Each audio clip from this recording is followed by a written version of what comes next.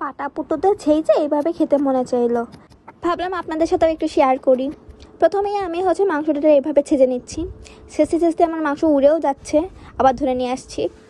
আসলে গায়ের যত শক্তি আছে তত শক্তি দিয়ে ছেঁচতেই থাকবেন। যত রাগ আছে, কারোর উপরে রাগ থাকলে এইভাবে ছেঁচে দিবেন। তাকে তো ছেঁচতে পারবেন না, মাংসটাতে ছেঁচে দিবেন।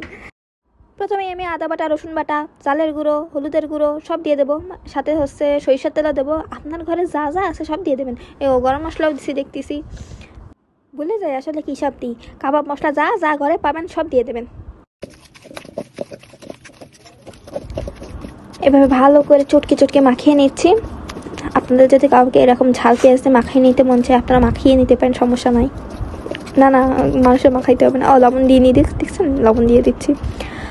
আচ্ছা, ভালো করে মাখিয়ে নিয়ে 3 ঘন্টার মতো রেখে দেবো। আপনারাও রেখে দিবেন।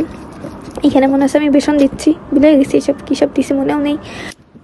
আবার সরিষার তেল দিচ্ছি, যাতে করে মাংসের মধ্যে ভালো করে মশলাটা ঢুকে যায়। এখানে আমি কিছু কর্নফ্লাওয়ার দিয়ে দিচ্ছি, আপনারা দিয়ে দেবেন। এখন দিয়ে দিচ্ছি সরিষার তেল, আবার সরিষার তেল দেবো। সরিষার তেল আজকে শেষই করে ফেলবো।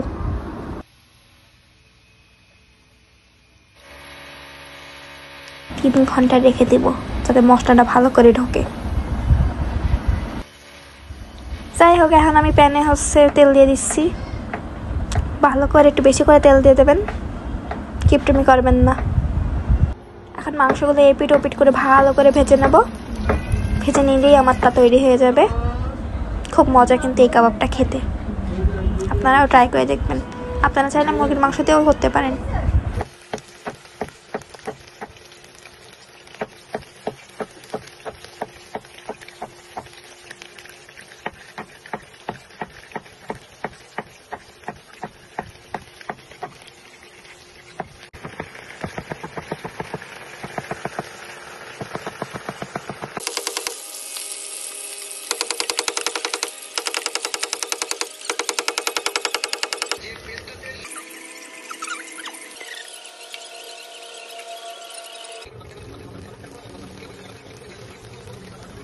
তৈরি হয়ে গেল আজকের কাবাব।